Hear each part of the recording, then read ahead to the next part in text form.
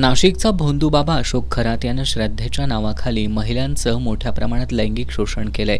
या प्रकरणानं फक्त महाराष्ट्रच नाही तर संपूर्ण देश हादरलाय।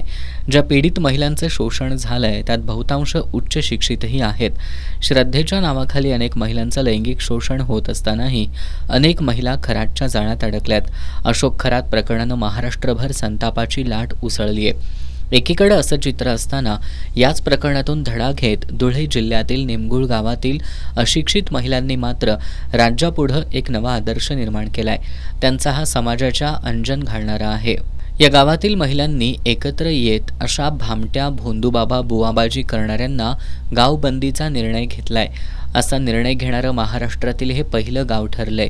या निर्णयाचं सर्व राज्यभरातून कौतुक होतंय। फसवणूक करणाऱ्या लुटणाऱ्या भोंदूबाबांना यापुढे गावात प्रवेश मिळणार नाही। अशोक खरातसारख्या नीच कृत्य करणाऱ्याला फाशीची शिक्षा देण्यात यावी अशी मागणी सुद्धा या महिलांनी केली आहे। नाशिक येथील अशोक खरात हे प्रकरण खूप महाराष्ट्रभर गांजत आहे आणि त्याने खूप महिलांवर अत्याचार केलेला आहे आणि त्याशिवाय त्याला फाशीची शिक्षा आम्ही ठराव केलेला आहे। आम्ही गावाच्या महिलांनी ठराव केलेला आहे फाशीची शिक्षा व्हायला पाहिजे आणि गावात यायलाच नको पाहिजे असे भोंदूबाबांनी गावबंदी घरबंदी केलेली आहे। बहुतेक असे लुबाडू संत येतात गावात, साधू येतात गावात आणि त्यांनी खूप महिलांवर अत्याचार केले। चिंचोक्या सुद्धा विकल्या आहेत त्यांनी लाखो करोडाला। असे बायांना त्यांनी लुबाडले।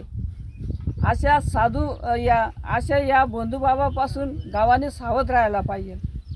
या सगळ्यात त्यांना साथ मिळाली ती महाराष्ट्र अंधश्रद्धा निर्मूलन समितीची। अन्नीसचे धुळे जिल्हा पदाधिकारी दिलीप खिवसरा यांनी महिलांना जादूटोणा विरोधी कायद्याच्या पुस्तकाचं वाटप केलं।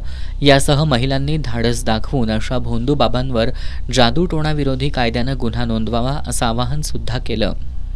नाशिक येथील भोंदूबाबा अशोक खरातचं प्रकरण ग्रामीण भागात महिलांना समजल्यानंतर मोठ्या प्रमाणात महिलांमध्ये चीड, क्रोध किंवा संताप व्यक्त होत आहेत आणि त्या हिशोबाने आज आमच्या निमगुळ येथील बचत गटाच्या महिला एकत्र आल्या आणि असे जर भोंदूबाबा आपल्या गावात येत असतील तर त्यांना गावबंदी किंवा घरात सुद्धा बंदी करण्याचा त्यांनी निर्णय घेतलेला आहे। कारण की या भोंदूबाबा हे जादूटोणाच्या नावाने मोठ्या प्रमाणात महिलांमध्ये भीती निर्माण करत असतात। एकीकडे शेतकरी महिला एक निसर्गाच्या संकटामुळे त्रस्त झालेल्या आहेत, त्या बऱ्याच त्यांना समस्या आहेत आणि अशा रीतीने जर हे भोंदूबाबा वेगळ्या प्रकारे भीती निर्माण करत असतील तर महिला आम्ही ताबडतोब त्यांच्यावर गुन्हा दाखल करू। जादूटोणा हा कायदा पास केलेला आहे, त्या कायद्याने त्यांच्यावर गुन्हा दाखल करू। तर कृपया कोणी भोंदूबाबाने आमच्या निमगुळ गावात येऊ नये।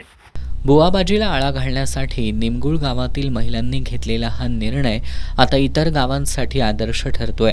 आता महाराष्ट्रातील इतर गावांनी सुद्धा याचं अनुकरण केलं तर अशा भोंदूबाबा बुवाबाजी करणाऱ्यांचं दुकान कायमचं बंद होईल आणि त्यांच्या आर्थिक किंवा शारीरिक शोषणाला कुणीही बळी पडणार नाही हे नक्की।